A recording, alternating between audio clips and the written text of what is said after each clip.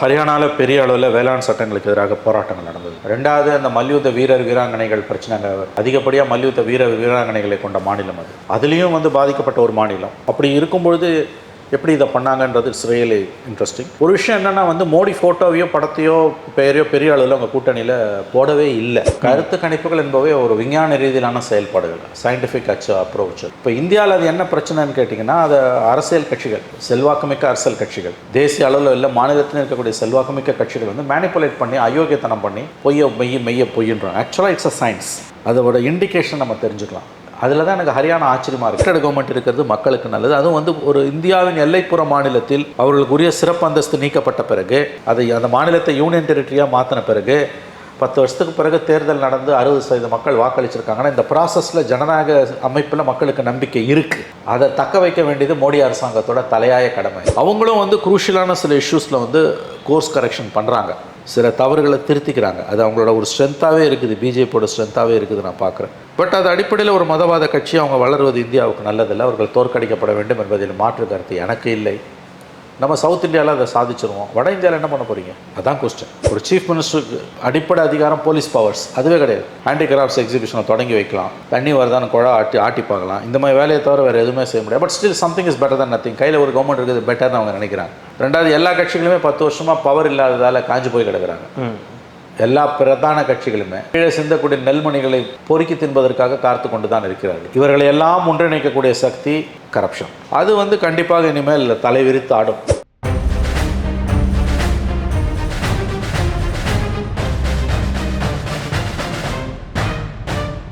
ரெட்ரோலுக்ஸ் நெஞ்சங்களுக்கு வணக்கம். நான் உங்கள் கார்த்திக். இன்றைய பொலிட்டிக்கல் பல்ஸ் நிகழ்ச்சியில் நம்முடைய இணைந்திருப்பவர் மூத்த பத்திரிகையாளர் திரு மணி அவர்கள். வணக்கம் சார்.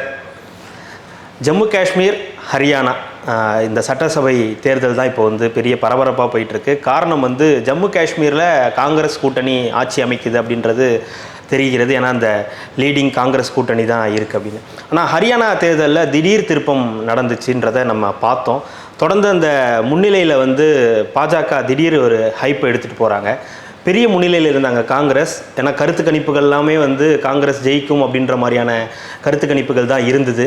பாஜகவுக்கு மிகப்பெரிய தோல்வி இருக்கும், ஏன்னா 10 வருட ஆட்சி, ஆன்டி இன்குமென்சி இருக்குன்ற மாதிரியான நிறைய கருத்துக்கள் அதில் சொல்லப்பட்டுச்சு. ஏன் இப்போ பல நாளிதழ்களில் எழுதும்போது, கட்டுரைகளில் எழுதும்போது கூட இதுதான் நடக்கும் அப்படின்ற மாதிரி இருந்துச்சு. ஆனால் இப்போ அப்படியே திடீர் திருப்பமாக அங்கே பாஜக முன்னிலை வகிக்கிறாங்க. கிட்டத்தட்ட 50 தொகுதிகளில் அவங்க முன்னிலை வகிக்கிறாங்க.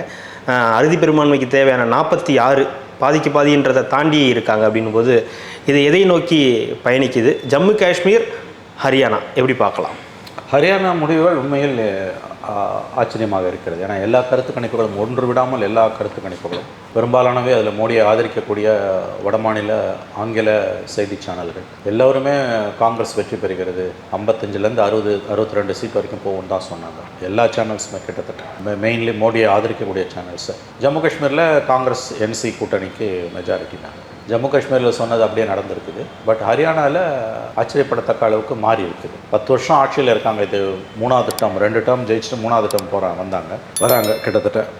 ஸோ 10 வருஷம் ஆட்சியில் இருந்துட்டு மக்கள்கிட்ட போகும்போது ஒரு கட்சி 90 சீட்டில் 50 சீட்டுக்கு மேலே, சரிபாதி சீட்டுக்கு மேலே வாங்குதுன்னா ஆச்சரியமான விஷயம் தான். அது காங்கிரஸுக்கு இதுக்கு பெரிய அதிர்ச்சியாகத்தான் இருக்கும். இத்தனைக்கும் அங்கே விவசாயிகள் வேளாண் சட்டத்தால் பாதிக்கப்பட்ட ஒரு மாநிலம். 3 வேளாண் சட்டங்கள் மோடி கொண்டு வந்தபோது எதிர்த்த 3 மாநிலங்களில் பஞ்சாப், ஹரியானா, மேற்கு உத்தரப்பிரதேசத்தோட ஒரு பகுதி. ஹரியானாவில் பெரிய அளவில் வேளாண் சட்டங்களுக்கு எதிராக போராட்டங்கள் நடந்தது. ரெண்டாவது, அந்த மல்யுத்த வீரர் வீராங்கனைகள் பிரச்சனை, அதிகப்படியாக மல்யுத்த வீராங்கனைகளை கொண்ட மாநிலம் அது. அதுலேயும் பாதிக்கப்பட்ட ஒரு மாநிலம். அப்படி இருக்கும்பொழுது எப்படி இதை பண்ணாங்கன்றது இட்ஸ் ரியலி இன்ட்ரெஸ்டிங். ஒரு விஷயம் என்னென்னா மோடி ஃபோட்டோவையோ படத்தையோ பெயரையோ பெரிய அளவில் அவங்க கூட்டணியில் போடவே இல்லை. இங்கே போயிட்டு வந்த விவரம் அறிந்த எல்லா பத்திரிகையாளர்களும் சொன்னது, எழுதியது, கட்டுரைகள் எழுதப்பட்டது எல்லாமே மோடி ஃபேக்டரே அங்கே இல்லை. ஓகே, மோடி சொன்னால் தோற்றுருவோன்னு அவங்க பயப்படுறாங்க பிஜேபி. ஏன்னா பார்லிமெண்ட் எலெக்ஷன் 4 மாதமாக நடந்த பார்லிமெண்ட் எலெக்ஷனில், 5 மாதமாக நடந்த எலெக்ஷனில் 10 சீட்டில் 5 சீட், மொத்தம் 10ல் 5 பிஜேபி, 5 காங்கிரஸ் ஜெயிச்சது. இதுக்கு முன்னால் 2 எலெக்ஷன் மோடி 1.0 2.0ல் அப்படியே 10க்கு 10 அள்ளுனாங்க. இந்த தடவை 5 சீட்டை காங்கிரஸ் அடிச்சது. அதனால் காங்கிரஸுக்கான அந்த வெற்றி வாய்ப்பு என்பது இந்த எல்லா ஊடகங்களும் கருத்து கணிப்பில் சொன்னபோது நம்ப தகுந்ததாகத்தான் இருந்தது. 10 வருஷம் ஆன்டி இன்கம்பன்சி, வேளாண் சட்டங்கள், மல்யுத்த வீராங்கனைகள் பிரச்சனை இவற்றையெல்லாம் வைத்து பார்க்கும்போது ஓகே காங்கிரஸ்க்கு ஒரு சான்ஸ் இருக்குன்னு எல்லாருமே சொல்கிறது உண்மையாக தான் இருக்கும்னு நினச்சான். மோடி ஃபேக்டர் அங்கே ரொம்ப டிஸ்டர்பிங்கானது என்னென்னா, மோடி அவங்க ஃபோட்டோவையும் போடலை, பெயரையும் போடலை. என்ன சொல்ல போனால் பிஜேபியோட பெரிய பெரிய போஸ்டர்ஸில் 10 தலைவர்கள் ஃபோட்டோ, அதில் மோடி, அமித்ஷா, நட்டா, ராஜ்நாத் சிங், ஷியாமா பிரசாத் முகர்ஜி, வீர் சாவர்கர், கோல்வார்கர், இப்படி எல்லாரும் அதில் 10ல் 1 தான் மோடி. மோடி பெயரே அவங்க உச்சரிக்கல, மோடி ஃபோட்டோவே வந்து அங்கே கூடிய வரைக்கும் தவிர்த்தாங்க. மோடிக்கு அங்கே இம்பாக்ட் இல்லைன்னு அவங்களுக்கு நல்லாவே தெரிஞ்சிருந்தது. பட் அதையும் மீறி இப்போ ஜெயிச்சிருக்குன்னா இது மோடியை முன்னிலைப்படுத்தாததால் ஜெயிச்சுதா அல்லது மோடியை மீறி ஜெயிச்சுதான் இந்த கேள்வி வருது. எப்படி இருந்தாலும் 10 வருஷம் ஆட்சிக்கு பிறகு, 10 வருஷம் 2 டேர்ம் ஆண்ட பிறகு ஒரு கட்சி 3வது முறையாக அங்கே வந்து ஆட்சியை கைப்பற்றி தக்க வைத்துக் கொள்ளுதுன்னா அது பெரிய விஷயம். 3 டைம்ஸ் காங்கிரஸ் எங்கேயுமே சமீப நாட்கள் இல்லை. முந்தி இருந்தது 20 வருஷத்துக்கு முன்னால், இப்போ எங்கேயுமே கிடையாது. 5 வருஷத்துக்கு ஒருத்தர் மாறிக்கிட்டே தான் இருக்கும். அப்போ குஜராத் மாதிரி ஹரியானா மாறுகிறதோ என்ற சந்தேகம் தான் வருகிறது. 98லேருந்து அங்கே கிட்டத்தட்ட 98லேருந்து குஜராத்தில் காங்கிரஸ் தான், பிஜேபி தான் 25 வருஷமாக. அந்த நிலைமை ஹரியானாவில் இப்போ வருதோன்ற ஐயப்பாடு வருது. 3 டைம்ஸ் ஜெயிக்கிறதுன்றது உண்மையிலே பெரிய விஷயம். மத்திய பிரதேசத்தில் செஞ்சுருக்காங்க. அந்த வரிசையில் ஹரியானாவும் இடம்பெறுவது என்பது நாம் முக்கியமாக கவனிக்கப்பட வேண்டிய ஒன்று. நிச்சயம் இது வந்து காங்கிரஸுக்கு ஒரு பெரிய அடி, பெரியதொரு தோல்வி என்று தான் சொல்ல வேண்டும்.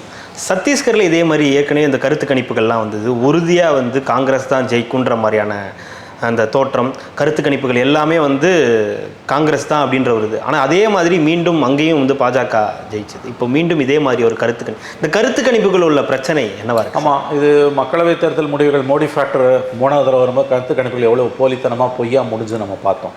இன்ஃபேக்ட் கருத்து கணிப்புகளை மோடி விஷயத்தில் நடத்துகிறவங்க எலெக்ஷன் டைமில் மக்களிடம் மன்னிப்பு கேட்க வேண்டும் என்ற கோரிக்கை கூட எழுந்தது.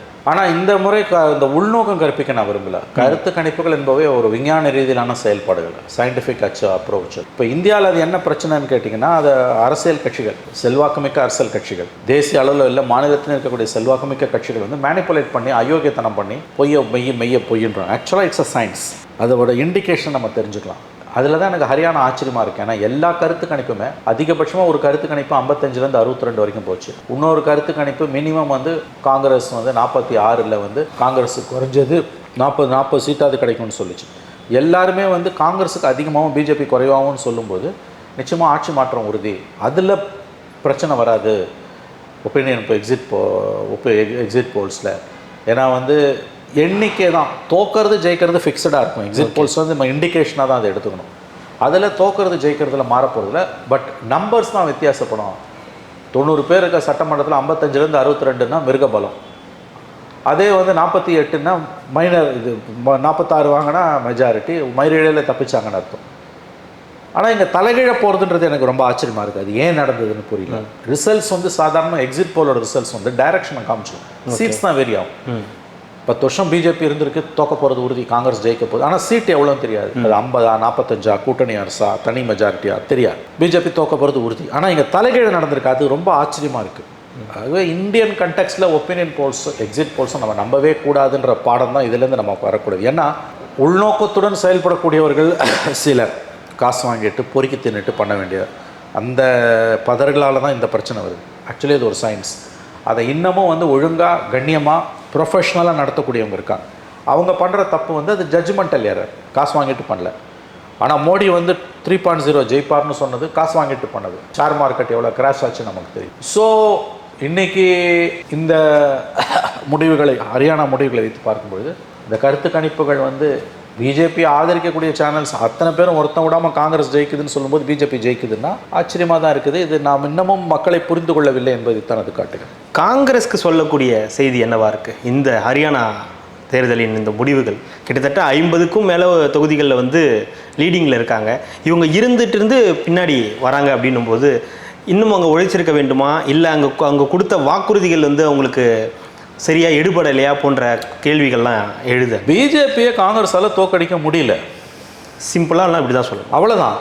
அவங்க கோர்ஸ் கரெக்ஷன் பண்ணுறாங்க.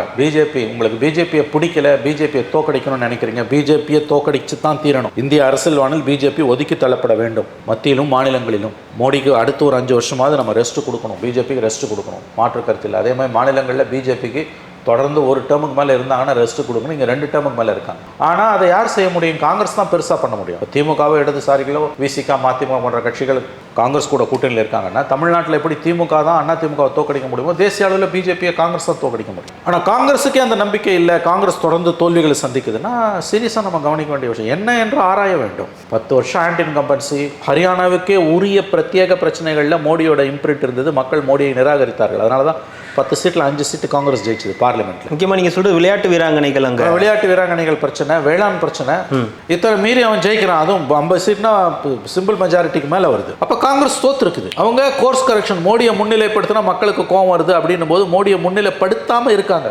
ஆப்கி பார் 400 பார், ஆப்கி பார் மோடி சர்க்கார்லாம் பேசினவங்க ஹரியானாவில் மோடி பெயரையோ புகைப்படத்தையோ பயன்படுத்தவே இல்லை. அதனால தான் ஜெயிக்குதானா இருக்கலாம். அப்படி இருந்துன்னா அவங்க ரொம்ப ஆபத்தானவர்கள். ஏன்னா கோர்ஸ் கரெக்ஷன் பண்ணிக்கிறாங்க. அவங்க தவறுகளை திருத்திக்க தயாராக இருக்காங்க, திருத்திக்கிறாங்க. சும்மா போய் பிரச்சனை பண்ணிக்கின்னு மக்களோட மோதிக்கிட்டு எதிர்கட்சிகளோட மோதல் அரசியல் அவங்க செய்ய விரும்பலை. இன்னொரு பக்கம் ஜம்மு காஷ்மீரில் காங்கிரஸ் கூட்டணி வெற்றி பெறுது. கிட்டத்தட்ட இந்தியா கூட்டணி அப்படின்றதான் மென்ஷன் பண்ணுறாங்க. அப்படின்னும் போது ஜம்மு காஷ்மீரில் என்ன அப்போது நடந்திருக்கு சார்? ஜம்மு காஷ்மீரில் மக்கள் நிச்சயமாக ஆட்சி மாற்றம். ஏன்னா 10 வருஷம் 10 எலெக்ஷன் ஓட்டு போட்டிருக்கு. 2014 நடந்த எலெக்ஷன், அசம்பிளி எலெக்ஷன் இப்போ தான் நடக்குது. 370 நீக்கி மாநில அந்தஸ்தையும் நீக்கி யூனியன் டெரிட்டரியாக மாற்றிருக்காங்க. அது அந்த மக்களை மிகப்பெரிய அளவில் இழிவுபடுத்துறது. இதில் 370 நீக்கினதை கூட அவங்க மனதளவில் ஏற்றுக்கொள்ள தயாராகி விட்டார்கள். இனிமேல் 370 வரவே வராது, எழுதி வைத்துக் கொள்ளுங்கள். ஏன்னா உச்சநீதிமன்றத்துடைய அரசியல் சாசன அமர்வு ஒருதலை ஒருமித்த கருத்தில் 370 நீக்கியது செல்லும் என்று சொல்லிவிட்டது. கண்டிப்பாக இனிமேல் 370 கிடையாது. 370 என்பது கடந்த காலத்தின் கரிய நிழல். அது வரலாற்றின் பெரும் பக்கங்களில் ஏறிவிட்டது. பிஜேபி மட்டும் இல்லை, காங்கிரஸ், ஆம் ஆத்மி கட்சி, சமாஜ்வாதி கட்சி, லல்லுவோட கட்சி, இந்த மாதிரி இருக்கக்கூடிய எல்லா கட்சிகளுமே 370 கொடுப்போன்னு திரும்ப பேச தயாராக இல்லை. மாறா ஸ்டேட்ஹுட் வேணும்னு கேட்குறாங்க. மாநில அந்தஸ்து வேணும். ஏன்னா ஒரு யூனியன் டெரிட்டரி மாநிலமாக மாறலாம். மாநிலத்தை யூனியன் டெரிட்டரி ஆக்குறதுன்னு அது அந்த மக்களை இழிவுபடுத்தக்கூடிய கருத்து. ஆகவே எங்களுக்கு மாநில அந்தஸ்து வேண்டும் என்பது தான் இந்த மக்களுடைய பெரும்பாலானவர்களின் குரலாக இருக்குது. ஆனால் அந்த கோரிக்கை இப்பொழுது வலுப்பெறும். ஏன்னா இப்போ காங்கிரஸ் என்சி கவர்மெண்ட் ஃபார்ம் பண்ணால் கூட ஃபார்ம் பண்ண போகிறாங்க. பெரிய அதிகாரம் ஒன்று இருக்குது. போலீஸு கவர்னர்கிட்ட இருக்குது. ஆல்மோஸ்ட் டெல்லி மாதிரியான ஒரு டெல்லி தான். போலீஸை எப்போ ஒரு மாநில முதலமைச்சரால் கண்ட்ரோல் பண்ண முடியல, அப்பயே அவர் டம்மி சிஎம் தான் அர்த்தம். அவர் வெறும் பொம்மை முதலமைச்சராகத்தான், ஒரு பதுமையாக அவர் இருக்கிறாருன்னு தான் அர்த்தம். ஆகவே இந்த ரிசல்ட் என்னதான் அதிகாரங்கள் இல்லைன்னாலும் பெரும்பாலான அதிகாரங்களை மத்திய அரசு எடுத்துக்கொண்டு விட்டது. எல்ஜிக்கு தான் அங்கே power, lieutenant governor. But still அங்கே ஒரு எலெக்டட் கவர்மெண்ட் இருக்கிறது மக்களுக்கு நல்லது. அதுவும் ஒரு இந்தியாவின் எல்லைப்புற மாநிலத்தில் அவர்களுக்கு உரிய சிறப்பு அந்தஸ்து நீக்கப்பட்ட பிறகு, அந்த மாநிலத்தை யூனியன் டெரிட்டரியாக மாற்றின பிறகு 10 வருஷத்துக்கு பிறகு தேர்தல் நடந்து 60% மக்கள் வாக்களிச்சிருக்காங்கன்னா இந்த ப்ராசஸில் ஜனநாயக அமைப்பில் மக்களுக்கு நம்பிக்கை இருக்குது. அதை தக்க வைக்க வேண்டியது மோடி அரசாங்கத்தோட தலையாய கடமை. ஏன்னா மற்ற மாநிலங்களை விளையாடுற மாதிரி அங்கே விளையாடக்கூடாது, விளையாட முடியாது. ஏன்னா பார்டர் ஸ்டேட். வெறுப்படைந்த கோபப்பட்ட இளைஞர்கள் தீவிரவாதத்துக்கு போவதற்கான வாய்ப்புகள் அதிகம்.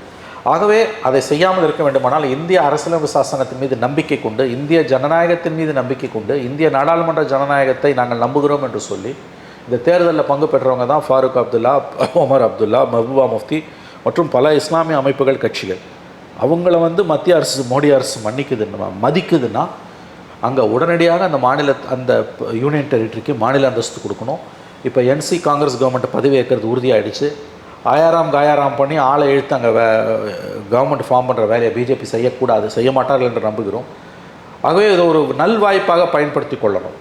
பிராந்திய இந்தியாவோட எல்லைப்புற மாகாணத்தில் ஜனநாயகம் இல்லாமல் அது ஒரு சிதைவுண்ட, அதாவது ஒரு ரொம்ப பலத்து போன ஒரு ஸ்ட்ரக்சரில் இருக்குன்னா, அங்கே ஒரு டெமோக்ரஸி, மக்களால் தேர்ந்தெடுக்கப்பட்ட அரசு வருதுன்னா கூடிய வரை அதுக்கு உதவி செய்து இந்த சிஸ்டத்து மேலே மக்கள் இருக்கிற நம்பிக்கையை காப்பாற்றுறது தான் மோடி அரசாங்கத்தோட முதல் வேலை. இதை பாருங்கள், எலெக்ஷனில் யார் வேணால் தோப்பான், யார் வேணால் ஜெயிப்பான். இன்றைக்கு தோத்தவன் நாளைக்கு ஜெயிப்பான், இன்றைக்கி ஜெயித்தவன் நாளைக்கு தோப்பான். ஹரியானாவில் இன்றைக்கி ஜெயித்த பிஜேபி அடுத்த எலெக்ஷனில் தோக்கும். ஜம்மு காஷ்மீரில் இன்றைக்கி ஜெயித்த காங்கிரஸ் என்சி அடுத்த எலெக்ஷனில் தோக்கும். இது உறுதி. இதுதான் அந்த ரங்கராட்டனம். மேலே இருக்கவன் கீழே போகிறதும், கீழே இருக்கவன் மேலே வரும்.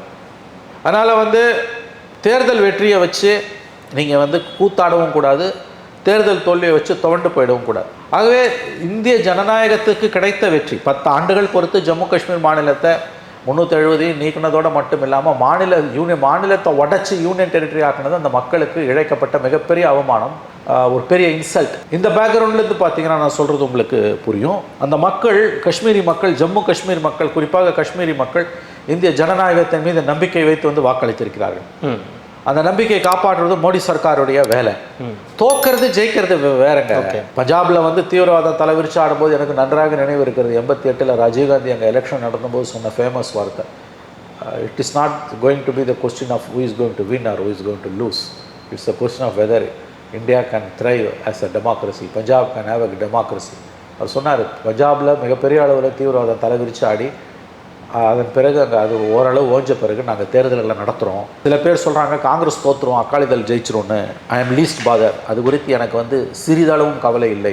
ராஜீவ்காந்தி சொன்னது அது குறித்து எனக்கு காங்கிரஸ் தோற்றுரும் அகாலிதள் ஜெயிச்சிரும் எலெக்ஷன் நடத்துறீங்களேன்னாங்க.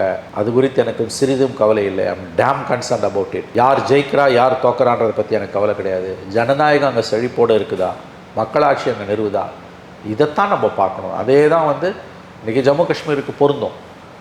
மக்கள் தீர்ப்பு அளித்திருக்கிறார்கள். அந்த தீர்ப்பை மோடி கவர்மெண்ட் மதித்து அங்கே இருக்கவங்களுக்கு வந்து அவங்களுக்கான மரியாதையை கொடுத்ததுன்னா ஜம்மு காஷ்மீர் காப்பாற்றப்படும். இல்லைன்னா ஜம்மு காஷ்மீர் மக்களின் ஆதரவை நாம் இழந்துடுவோம். ஆனால் பாஜகவே ஒட்டுமொத்தமாக அவங்க ஒன்றும் இது பண்ணலை இல்லையா? அதையும் ஜம்முவில் ஜெயிச்சிருக்காங்க 25 சீட், 20க்கு மேலே கண்டிப்பாங்க. அதனால தான் நான் சொல்கிறேன். நான் இல்லை முழுமையாக ஹிந்தி பெல்ட் வந்து இன்னும் காங்கிரஸ்க்கு கைக்கு வரலை அப்படின்ற ஒரு இதுவும் வருது இல்லையா? ஏன்னா பாஜக வந்து ஹிந்தி பெல்ட் வந்து ரொம்ப ஸ்ட்ராங்காக தான் இருக்காங்கன்றதுக்கு இதுவும் ஒரு இதுவாக நம்ம எடுத்துக்கொள்வாங்க. கண்டிப்பாக எடுத்துக்கலாம். இப்போ நீங்கள் உத்தரப்பிரதேசத்தில் காங்கிரஸ் இந்தியா கூட்டணி காங்கிரஸும் சமாஜ்வாதியும் ஜெயித்தாங்க. பக்கத்து மாநிலம் பார்டர் மத்திய பிரதேஷ் 29 சீட்டில் 29 பிஜேபி ஜெயி. ராஜஸ்தானில் மாறி மாறி வருது. சத்தீஸ்கரில் வெறும் 1 சீட்டு, மத்திய பிரதேசில் 1 சீட்டு, ஹரியானாவில் 5 சீட்டு ஜெயிச்சான். இன்றைக்கி கவர்மெண்ட்டே ரீட்டைன் பண்ணுறான்னா காங்கிரஸுக்கு விடப்பட்ட ஒரு எச்சரிக்கை மணி தான் இது. இதுவா நீ 99 சீட்டு ஜெயிச்சிட்டா எதிர்கட்சி தலைவர்லாம் பரப்பா இது பண்ணது இன்னும் நீ ஒர்க் பண்ண வேண்டியிருக்கு. ஹார்ட்கோர் ஹிந்தி பெல்ட்டில் பிஜேபியோட வெற்றி என்பது காங்கிரஸை மேலும் மேலும் சிறுமப்படுத்தும். காங்கிரஸ் ஏற்கனவே தென்னிந்தியாவுக்கான கட்சியாக மாறி போயிடுச்சுங்க. அந்த பர்செப்ஷனை வலுப்படுத்துகிற மாதிரி ஹரியானா தேர்தல் இருக்குன்னு நம்ம சொல்லலாம். பட் நல்லா ஞாபகம் வச்சுக்கோங்க, நம்ம அடுத்து குரூஷலாக பார்க்க போகிறது மகாராஷ்டிரா எலெக்ஷன். மகாராஷ்டிரா எலெக்ஷனில் பிஜேபி தோல்வி அடைந்து தூக்கி அடிக்கப்பட்டால் ஹரியானா வெற்றி அவங்களால எந்த பலனையும் அவர்களுக்கு கொடுக்காது. மேபி ஜார்க்கண்டில் ஜெயிச்சாங்கன்னா கொஞ்சம் ஒரு ஆறுதல் பெருசாக அதை கருதலாம். மகாராஷ்டிராவை மட்டும் பிஜேபி தோத்து சிவசேனா காங்கிரஸ் என்சிபி கூட்டணி கிட்ட இழந்ததுன்னா அதுதான் அவங்களுக்கு பெரிய அடி. ஆகவே ஹரியானாவை பற்றி பெரிதாக நாமும் கவலைப்பட வேண்டிய அவசியம் இல்லை. ஆசிட் டெஸ்ட் மகாராஷ்டிரா தான். இல்லை ஹரியானா பற்றி கவலைப்பட வேண்டாம்னா கூட 10 வருடம் ஏற்கனவே ஆட்சியில் இருந்தவர்கள் மீண்டும் அதை தொடர்கிறார்கள் அப்படின்னா காங்கிரஸ்க்கு விடப்பட்ட சவால் என்னவா இருக்குது? என்ன வேலை செய்ய வேண்டியிருக்கு இன்னும் அவங்க? ஏன்னா ஜம்மு காஷ்மீரில் ஜெயிக்கிறாங்க ஆனால் ஹரியானாவில் தோக்குறாங்க அப்படின்றது ஒரு கேள்வியை எழுப்புதில்லை. மத்திய பிரதேசில் தோக்குறாங்க, உத்தரப்பிரதேசில் ஜெயிக்கிறாங்க. ஜம்மு காஷ்மீராவது காங்கிரஸுக்கு ஆதரவான மாநிலம், பிஜேபிக்கு எதிரான மாநிலம். காஷ்மீரி மக்கள் என்றைக்குமே பிஜேபி எதிர்த்தவர்கள். அங்கே ஜம்முவில் ஜெயிக்கிறாங்க, காஷ்மீரில் தோக்குறாங்க. அதையாவது விடுங்க. ஹிந்துஸ் முஸ்லீம்ஸ் மத்திய பிரதேஷ்லையும் ஹிந்துஸ் தான், உத்தரப்பிரதேஷ்லையும் ஹிந்துஸ் தான். மத்திய பிரதேசில் 0 வாங்குது காங்கிரஸ், யூபியில் 6 சீட்டு ஜெயிக்குது. மக்கள் தெளிவானவர்கள். இன்னமும் மோடி மீதான தங்களுடைய மதிப்பை, தங்களுடைய அன்பை அவர்களுடைய கோணத்திலிருந்து பார்த்தால் அவர்கள் சொல்லுகிறார்கள், நாங்கள் இவற்றை இழக்கவில்லை, ஸ்டில் வி பிலீவ் மோடிஜின்றாங்க அவங்க. நீ கேட்கலாம், அப்போ வந்து ஃபோட்டோ போட்டாமல் தானே எடுத்தாங்க. ஃபோட்டோ போடாமல் பிரச்சாரம் பண்ணால், பெயர் போடாமல் போனால், ஆனால் பிரச்சாரத்துக்கு மோடி போனார். இன்னமும் அங்கே மோடி தான் வந்து கவர்மெண்ட்டுக்கு லீடர்ன்றது புரிதல் ஒன்றும் மக்களுக்கு இல்லாமல் இல்லை. இதுவும் ஒரு ஸ்ட்ராட்டஜியாக பார்க்கணுமா? இருக்கலாம். அதாவது உங்கள் கேள்விக்கான ஸ்ட்ரைட்டாக உங்கள் கொஸ்டினை நான் எப்படி புரிஞ்சுக்கிறேன்னா, பிளண்ட்டாக போட்டு தூக்கி போடுறதுன்னா 99 சீட்லாம் ஜெயிச்சிருக்கலாம் சார். பட் மாநிலங்களில் ஹிந்தி ஹார்ட்கோர் ஹிந்தி பெல்ட்டில் பிஜேபியால் காங்கிரஸ் தலையெழும்ப முடியல, பிஜேபியை வீழ்த்த முடியல. கிட்டத்தட்ட பிஜேபியோட ஹோல்டு வந்து அப்படியே தான் இருக்குது. மோடி ஃபேக்டரை அவங்க வந்து படம் போடாமல் பெயர் போடாமல் ஓட்டு கேட்டால் கூட வந்து ஸ்டில் மோடி தான் பிஜேபிக்கு லீடர். அதனால் வந்து பிஜேபிக்கு ஆதரவு அளிக்கக்கூடியவர்களுடைய எண்ணிக்கை வந்து வட இந்தியாவில் மறுபடியும் சொன்னேன் கணிசமான அளவு குறையவில்லை. காங்கிரஸால் அங்கே புத்துயிர் பெற முடியவில்லை என்பது தான் உண்மை. இதை தான் நம்ம முதல்ல புரிஞ்சுக்கணும். ஹார்ட்கோர் ஹிந்தி பெல்ட்டில் மோடியோட செல்வாக்கு எதிர்க்கட்சிகள் சொல்லுவது போல சரியவில்லை என்பதுதான் இன்றைய தேர்தல் முடிவுகள் உணர்த்தும் மற்றொரு பாடம் என்று நான் கருதுகிறேன். வேலை விஷயமா இருக்கட்டும், இந்த வேலைகள் பாஜக செய்யக்கூடிய வேலைகள், காங்கிரஸ் செய்யக்கூடிய வேலைகள், தேர்தல் வேலைகளாக இருக்கட்டும், என்ன மாறுபடுது இவங்களுக்குள்ளார? இல்லை, இந்த எலெக்ஷனில் வந்து அவங்க பிஜேபி டஃப்பாகவே ஒர்க் பண்ணியிருக்காங்க. வழக்கம் மோடியை முன்னிறுத்துறவங்க இந்த மோடியை முன்னிறுத்தலை. மோடியை முன்னிறுத்தாததே ஒரு சாதனைங்க. பட் ஸ்டில் இது அவங்களுக்கே சர்ப்ரைஸாக தான் இருக்கும். ஹரியானாவில் 3வது தடவை ஜெயிச்சது. காங்கிரஸை பொறுத்த வரைக்கும் இது சரியான அடி, சம்மட்டி அடி. ஏன்னா காலையில் இருந்த ட்ரெண்ட் வந்து அப்படியே வேறு மாதிரி இருந்துச்சு. அவங்க அதுக்குள்ளேயே வெடிச்சு பட்டாசு கொடுத்து இனிப்பு கொடுத்து அவங்க கொண்டாட ஆரம்பித்தாங்க காங்கிரஸ் ஆரம்பத்தில். அதுக்கப்புறம் அப்படியே ட்ரெண்டு மாறி, அதான் புத்தி கட்டாமல் பண்ணுற வேலை அது. முதல்ல ஒரு 4 ஹவர்ஸாக வெயிட் பண்ணணும். சரி, எனவே இது ஒரு இஷ்யூ கிடையாது. அவன் கொண்டாடுறான்னு தலையில் கையை வச்சுட்டு உட்காந்துருப்பான். ஹார்ட்கோர் ஹிந்தி பெல்ட்டில் மோடியோட செல்வாக்கு சரியவில்லை. மோடி பெயர் அவங்க சொல்லாட்டியும், மோடி புகைப்படத்தை போடாவிட்டாலும் பிஜேபி இன்னமும் மோடி பிஜேபிக்கு வருமானத்தை ஈட்டி கொடுத்து கொண்டு தான் இருக்கிறார். வருமானம்னா பொலிட்டிக்கல் ப்ராஃபிட்டை கொடுத்துக்கிட்டு தான் இருக்கார். அவங்களும் வந்து குரூஷியலான சில இஷ்யூஸில் வந்து கோர்ஸ் கரெக்ஷன் பண்ணுறாங்க, சில தவறுகளை திருத்திக்கிறாங்க. அது அவங்களோட ஒரு ஸ்ட்ரென்த்தாகவே இருக்குது, பிஜேபியோட ஸ்ட்ரென்த்தாகவே இருக்குது நான் பார்க்குறேன். பட் அது அடிப்படையில் ஒரு மதவாத கட்சி அவங்க வளர்வது இந்தியாவுக்கு நல்லதில்லை. அவர்கள் தோற்கடிக்கப்பட வேண்டும் என்பதில் மாற்று கருத்து எனக்கு இல்லை. நம்ம சவுத் இந்தியாவில் அதை சாதிச்சிருவோம். வட இந்தியாவில் என்ன பண்ண போகிறீங்க? அதான் கொஸ்டின். காங்கிரஸ் வந்து ஆளும் கட்சியாக மாறணும்னு நினைக்கிறாங்க. கிட்டத்தட்ட 3 தடவை வந்து இப்போ தோற்றுருக்காங்க. அப்படின்னும் போது இந்த தடவையும் ஜெயிக்கணும் அப்படின்ற அடுத்த எலெக்ஷனில் ஜெயிக்கணுன்ற ஒரு ஆர்வம் இருக்குது. ஆனாலும் மாநிலங்களில் இந்த தோல்வி அப்படின்றது அவங்கள எந்த வகையில் பாதிக்கும் சார்? நிச்சயமாக ஹரியானா டிஃபீட் காங்கிரஸுக்கு ஒரு பெரிய அடி தான். அவங்க இப்போ மகாராஷ்டிராவை எதிர்பார்த்து உட்காந்துருக்காங்க. ஜம்மு காஷ்மீர் ஆறுதல் பரிசு, ஆறுதல் பரிசு கண்டிப்பாக ஆறுதல் பரிசு தான். பெரிய மரியாதை ஒன்றுமே கிடையாதுங்க. ஒரு எஃப்ஐஆரை கூட வந்து சீஃப் மினிஸ்டரால் குவாஷ் பண்ண முடியாது, ஒரு எஃப்ஐஆரை கூட போட முடியாது. ஒரு சீஃப் மினிஸ்டருக்கு அடிப்படை அதிகாரம் போலீஸ் பவர்ஸ் அதுவே கிடையாது. ஹேண்டி கிராஃப்ட்ஸ் எக்ஸிபிஷனை தொடங்கி வைக்கலாம், தண்ணி வருதான்னு குழா ஆட்டி பார்க்கலாம். இந்த மாதிரி வேலையை தவிர வேறு எதுவுமே செய்ய முடியாது. But still something is better than nothing. கையில் ஒரு கவர்மெண்ட் இருக்குது, பெட்டர்னு அவங்க நினைக்கிறாங்க. ரெண்டாவது, எல்லா கட்சிகளுமே 10 வருஷமாக பவர் இல்லாததால் காஞ்சி போய் கிடக்கிறாங்க. எல்லா பிரதான கட்சிகளுமே கீழே சிந்தக்கூடிய நெல்மணிகளை பொறுக்கி தின்பதற்காக காத்து கொண்டு தான் இருக்கிறார்கள். இவர்களை எல்லாம் ஒன்றிணைக்கக்கூடிய சக்தி கரப்ஷன். அது வந்து கண்டிப்பாக இனிமேல் தலைவிரித்து ஆடும். ஜம்மு காஷ்மீர்லேயும் ஆடும், ஹரியானாவில், அது குறிப்பாக ஜம்மு காஷ்மீரில் ஆடும். ஏன்னா 10 வருஷமாக மக்கள் பிரதிநிதியே இல்லை.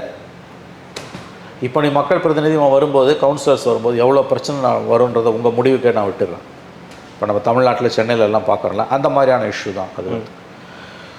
ஆகவே பவர் கொடுத்து தான் ஒரு அரசியல்வாதி நம்ம சரி பண்ண முடியும்னா பவரை கொடுத்துடணும். இல்லாட்டி அவன் புரட்சி பேசுவான், தனிநாடு கேட்பான், வேறு ஏதோ இம்சை கொடுப்பான். அவன் ஒழுங்காக இந்திய அரசியல் சாசனத்துக்கு உட்பட்டு ஒரு அரசியல் தலைவரோ கட்சியோ இயங்கணும்னா அவங்க கையில் பவரை கொடுத்தீங்கன்னா அவங்கள சமாளிச்சலாம். கரெக்டாக கேட்டிங்கன்னா அவங்க நார்மல் ஆகிடுவாங்க. தனிநாடு கேட்குறது, சமூக நீதி, திராவிடியன் ஸ்டாக்கு, இந்த கதையெல்லாம் ஒரு பக்கம் இருந்தாலும் மோடியை பார்க்க வேண்டிய நேரத்தில் போய் பார்த்துட்டு வந்துடுறாங்கல்ல. இப்போ அடுத்து இவரும் போகிறாரு, சின்னவரும் போகிறாரு. இன்றைக்கி தினமலரில் நியூஸ் வந்திருக்குது, போய் ஆசீர்வாதம் வாங்கிட்டு வந்துடுவாங்க. அப்போ இதெல்லாம் என்னென்னா சிஸ்டத்துக்குள்ளே உங்களை வச்சுக்கிறாங்க. இது வந்து இங்கே அப்படின்னும் போது 10 வருஷம் எலெக்ஷன் இல்லைன்னா அரசியல்வாதி காஞ்சி போயிட மாட்டானா? அப்போ அவனை எப்படி நீங்கள் வந்து இந்த அமைப்பின் மீது நம்பிக்கை கொள்ள வைப்பது? கரப்ட் ஆக்குங்க. கரப்ட் ஆக்குனீங்கன்னா அவன் அரசியல் சாசனத்தை கேள்வி கேட்க மாட்டான், 370 வேணும்னு கேட்க மாட்டான், கருத்து கணிப்பு நடத்தணும்னு கேட்க மாட்டான். Make them corrupt. காசு வாங்கட்டும், அவன் பொறுக்கி திங்கட்டும், இவ்வளோதான். ஸோ இது ஆண்டாண்டு காலமாக ஆளும் வர்க்கம் செய்யக்கூடிய ஒரு தந்திரம். அதை தான் இன்றைக்கி வந்து ஜம்மு காஷ்மீர் விஷயத்தில் இந்த கட்சிகள் எடுக்கும். அதிகாரமே இல்லாத முதலமைச்சர் பதவிக்கு அடிதடி நடக்கும். ஒரு போலீஸ் கான்ஸ்டபிளை கூட அவரால் மாற்ற முடியாது, ட்ரான்ஸ்ஃபர் பண்ண முடியாது, ஒரு எஃப்ஐஆரை போட முடியாது, போட்ட எஃப்ஐஆர் எடுக்க முடியாது. இவ்வளோ தான். அந்த முதலமைச்சரோட எல்லா பவர்ஸையும் கட் பண்ணிட்டானுங்க. அங்கே ஒரு எலெக்டட் கவர்மெண்ட்டு உங்களுக்கு வந்து வரப்போகுது, என்ன பண்ண முடியாமல்? மெஹபூபா முஃப்தினா ஏன் நான் போட்டி போட மாட்டேன்னு சொன்னாங்க. ஒரு எஃப்ஐஆரை கூட என்னால் குவாஷ் பண்ண முடியாது. As a chief minister MLA ஒரு எஃப்ஐஆர் போடுவானுங்க, என்னால் அதை குவாஷ் பண்ண முடியாது. அந்த பதவி எனக்கு இருந்தால் என்ன, இல்லாட்டி என்னன்றான். பட் ஸ்டில் ஒரு யூனியன் டெரிட்டரிலையும் சாப்பிட்றதுக்கு இருக்கும்ல. 10 வருஷம் பவரில் இல்லாதவங்க விட்டுருவாங்க, அதை வந்து நிற்பாங்க, தட்டேந்தி வந்து நிற்பான். ஆகவே இந்த ரொம்ப புரட்சி பேசக்கூடிய கட்சிகளை, இந்திய இறையாண்மைக்கு சவால் விடக்கூடிய கட்சிகளை, மொழியின் பெயரால், இனத்தின் பெயரால் தாங்கள் தனி இனம் என்று சொல்லக்கூடிய கட்சிகளை நீங்கள் வழிக்கு கொண்டு வருவதற்கு ஒரே வழி, அவங்களுக்கு வந்து அவங்க மேலே கேஸ் போடுறது, அவங்கள வந்து பிரதிஷ்டை செய்கிறது, அவங்கள வந்து அவர்களை வந்து ஒதுக்கி தள்ளுறதெல்லாம் கிடையாது. அதிகாரத்தை கொடுத்துட்றது. அவன் கையில் தட்டை கொடுத்து ஏந்த வச்சிங்கன்னு வச்சுக்கோங்க, அவன் போய் வசூல் வேட்டையில் இறங்கினான்னா எல்லா சித்தாந்தமும் கீழே போயிடும். அதுதான் ஜம்மு காஷ்மீரில் நடக்க போகுது. இன்றைக்கி வந்து கூட்டணி சேர்றதுக்கு இவங்களுக்கு மெஜாரிட்டிக்கு ஒரு 5 சீட்டு நம்ம குறையுதுன்னா என்சி காங்கிரஸ் கூட்டணி சேர்றதுக்கு அந்த கூட்டணி கட்சிகள் ஆளாக பறப்பான்.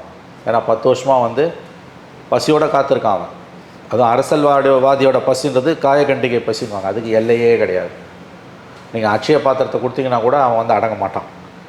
அதுதான் அரசியல்வாதி. இந்த கட்சி அந்த கட்சின்னு சொல்லலை, எல்லாரையும் சேர்த்து தான் சொல்கிறேன். அது 10 வருஷம் பவரில் இல்லைன்னா அங்கே எப்படி இருக்கும் கார்த்தி? யோசிச்சு பாருங்களேன், எப்படி அலைஞ்சு நிற்பானுங்க. எவன் வேணால் எவன் கூட வேணால் சேர்ந்துப்பான், அதுவும் நடக்கும். என்சி காங்கிரஸுக்கு மெஜாரிட்டி இருக்கிறதுனால கொஞ்சமாக நடக்கும், ஏன்னா தேவையில்லை. ஒருவேளை இன்னும் 10 சீட்டு குறைஞ்சிருந்து பிஜேபிக்கு இவங்களுக்கும் 10 சீட்டு தான் வித்தியாசம்னா அப்போ நடக்கும் பாருங்கள் பேரம். ஆஹா, எவன்லாம் அதீதமான புரட்சியாளர்னு சொன்னீங்களோ அவன்லாம் வந்து எதிர் திசையில் நிற்பான்.